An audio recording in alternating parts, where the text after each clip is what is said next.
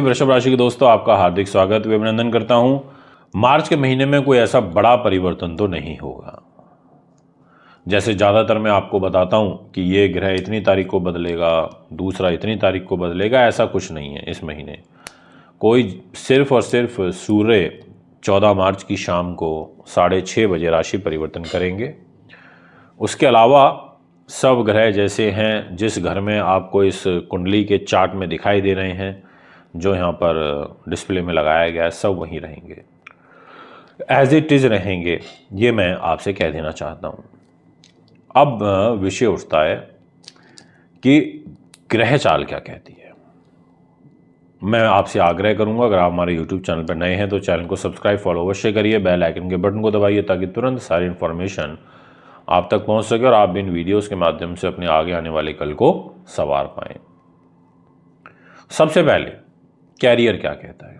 Career को लेकर के उत्सुकता हर व्यक्ति को रहती है, पर एक बात बिल्कुल सही है कि अगर दो विपरीत विचारधाराओं के लोग एक साथ एक घर में बैठें तो कहीं ना कहीं दिक्कत देते हैं, या फिर दो दुश्मन एक ही घर में आके बैठ जाएं तब भी वहाँ तनाव का माहौल रहता है। ऐसा ही कुछ फरवरी महीने में शुरुआती 14 दिनों में देखने को मिलेगा कैरियर के दृष्टिकोण से। आप देखिए, जहाँ 11 नंबर लिखा है वहाँ शनि बैठे हैं। वो घर शनि का ही है, ऐसा नहीं है शनि किसी और के घर जाके बैठे, क्योंकि 11 नंबर राशि शनि की ही होती है। शनि की राशि में सूर्य बैठे हुए हैं, यानी कि कुंभ राशि में आके बैठ गए। अब यहाँ पर सूर्य कमज़ोर हो जाएंगे, सूर्य का बल कमज़ोर होगा, क्योंकि सूर्य कुंभ राशि में बैठा है और शनि पहले से वहाँ विराजमान है। अब जैसे जैसे एक दूसरे के और नज़दीक आते चले जाएंगे डिग्रियों के अनुसार, तो तनाव बढ़ेगा। अब आपको पहले 14 डेज कैरियर में ध्यान रखना होगा। आपको हाई रिस्क नहीं लेना है, आपको बेवजह किसी से उलझना नहीं है, आपको बेवजह की बातों में नहीं पड़ना है, आपको वाद विवाद से बचना है। आपको ये सोच के चलना है कि भाई ठीक है, मुझे शांति से समय को निकालना है पहले 15 दिनों का। एक बार सूर्य आगे निकल जाए, शनि से आगे निकल जाए, फिर जो टेंशन है वो काफ़ी हद तक आपकी कम हो जाएगी। अब यहाँ पर अगर आपको पैरों में तकलीफ़ चल रही है, आपको कोई कैंसर कारक बीमारी चल रही है, कोई क्रॉनिक डिजीज़ पहले से चल रहा है, तो आप थोड़ा सा ध्यान रखिएगा। इसके अलावा कुंभ राशि और ये 10वां स्थान है जहाँ पर आप 11 नंबर लिखा देख रहे हैं, तो आपको घुटनों पिंडलियों का पैर होगा। इस प्रकार की परेशानियों का विशेष रूप से ध्यान रखना होगा, ये मैं आपसे कहना चाहता हूँ। दोस्तों, अब आपसे मैं बात करूँगा इस विषय को और आगे बढ़ाते हुए। जैसे आपके जो लाभ स्थान है वो है शुक्र के पास। शुक्र ने कहा कि देखो भाई, मैं लाभ देना चाहता हूं और किस तरीके से लाभ देंगे वो मैं आपको बताता हूं। 12 नंबर लिखा है, वो है गुरु का घर, क्योंकि मीन राशि गुरु की होती है, लाभ का स्थान है वो। और गुरु कहाँ बैठा है? शुक्र के घर में बैठा है, जहाँ 2 नंबर लिखा है, आपकी राशि के अंदर बैठा है। और 2 नंबर का लॉर्ड कौन है? शुक्र, वो गुरु के घर में बैठा है 12 नंबर में, यानी कि एक एक्सचेंज भी हो गया। और साथ में उच्च का शुक्र और नीच भंग राजयोग बुध ग्रह का। कहेंगे करो ना, आप जाओ ना विदेश, घूमो फिरो, ऐश्वर्य सुख संपत्ति तो आपकी बढ़ेगी। और साथ में अगर आप कोई मांगलिक कार्यक्रम या कोई सुख सुविधाओं से संबंधित कार्य करना चाहते हैं तो समय बड़ा आपके लिए अनुकूल, लाभप्रद, उन्नतिवर्धक दिखाई पड़ता है।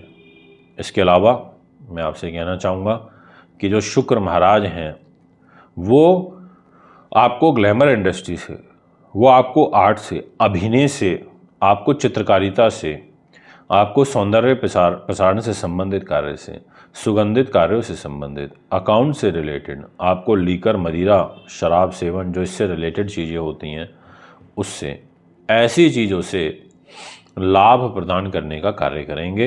ये मैं आपसे कहना चाहता हूँ। इसमें किसी प्रकार का किंतु परंतु नहीं है, दो मत नहीं है, ये आप अच्छे से समझ लीजिए। बुध बौद्धिक स्तर के काम कराता है, एक इंटेलिजेंट प्लैनेट है, तो यानी कि अगर आप इंटेलेक्चुअल पर्सनैलिटी हैं, आप बड़े पद पर विराजमान हैं, आपका कार्य उच्च स्तरीय है, आपको काफ़ी अच्छे लाभ प्राप्त होंगे। इसमें किसी भी प्रकार का किंतु परंतु और दो मत नहीं है, ये मैं आपसे कहना चाहूँगा।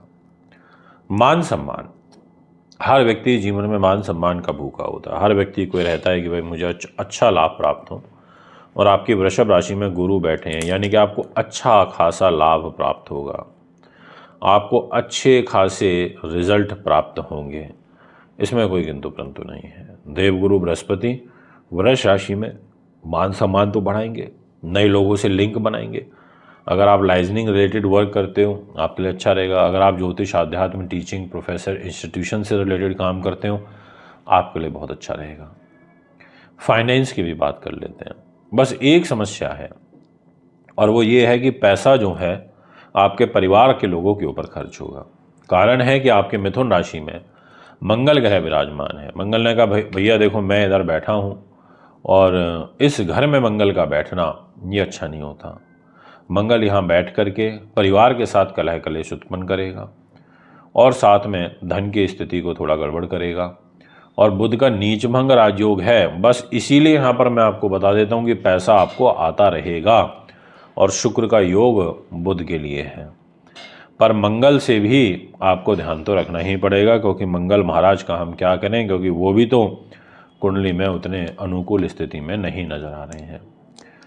मित्रों, मैं आपसे अब इसी विषय को आगे बढ़ाते हुए बात करना चाहूँगा कि स्वास्थ्य क्या कहता है। वैसे तो शुक्र 7 नंबर जहाँ लिखा हुआ है वो रोग का घर है, वहाँ का लॉर्ड हो करके वो अपनी तुला राशि से छठा हो गया है। आप देखिए, तुला, वृश्चिक, धनु, मकर, कुंभ, मीन, अपनी राशि से छठे होना, मीन राशि में जाना, उच्च के होके जाना, तो बीमारी भी उच्च की देगा। अगर आपको शुक्र से संबंधित योग चल रहा है, कोई गुप्त रोग चल रहा है, कोई यौन रोग चल रहा है, कोई आपको या किसी स्त्रियों को स्त्री जनित बीमारी चल रही है, या फिर आपको कोई शुगर का, लीवर, किडनियों से रिलेटेड रोग चल रहा है, आपको ध्यान रखना पड़ेगा। आपको स्वास्थ्य के दृष्टिकोण से परेशानी आ सकती है। अगर मैं विद्यार्थियों की बात करूं तो मैं बोलूँगा कि आपको कुछ हद तक सहूलियत है, आप तैयारी करिए, आगे समय आपके लिए अनुकूल आ रहा है, सफलता आपको मिल जाएगी। शेयर मार्केट से आपको कोई अकस्मात धन लाभ हो सकता है मार्च के महीने में, अगर आप ट्रेडिंग वगैरह करते हैं तो। और साथ में थोड़ा सा संतान के साथ आपके वैचारिक रूप से मतभेद हो सकते हैं, क्योंकि मंगल की चौथी दृष्टि संतान के घर में है, और इस वजह से दिक्कतें आती हैं। और केतु स्वयं संतान के घर में विराजमान है।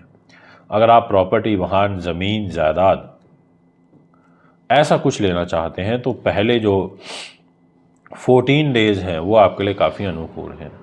पहले 14 दिनों में आपको अच्छे खासे लाभ प्राप्त हो सकते हैं, सुख साधन, प्रॉपर्टी इत्यादि से संबंधित, ये मैं आपको 100% कह देना चाहता हूँ।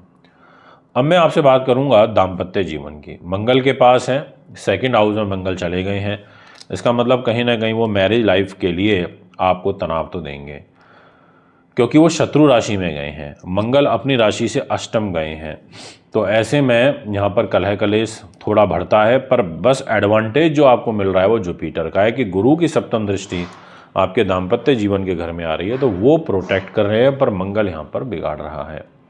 अब मैं आपसे यहाँ पर बात करना चाहूँगा भाग्य की। तो भाग्य का लॉर्ड शनि है, वो अपनी राशि से जस्ट नेक्स्ट है। धार्मिक जीवन में रुचि तो बढ़ेगी, आध्यात्मिक प्रवृत्ति भी आपकी बढ़ेगी, इसमें किंतु परंतु और दो मत नहीं है। दोस्तों, ये है एक आपका ओवरऑल जो लेखा जोखा है इस पूरे के पूरे महीने का। अब मैं आपसे बात करना चाहूँगा रेमेडियल पार्ट की। आप विशेष रूप से बुध के तो दान करिए, क्योंकि नीच अवस्था में, और पहले 15 दिन आप भगवान सूर्य की पूजा करें, आदित्य हृदय सूक्त का पाठ करें, और ओम गणेश सूर्याय नमः का रोज़ाना एक माला का जाप करें, और आप शनि की पूजा करें, शनि चालीसा रोज़ाना पहले 15 दिन पढ़ें, और हर बुधवार को हरी चीज़ों का दान करें, गणेश जी की उपासना करें। अगर आप भी अपनी कुंडली बनवाना, दिखवाना, पूजा पाठ या अच्छी क्वालिटी का रुद्राक्ष लेना चाहते हैं तो संपर्क कर सकते हैं। नमस्कार।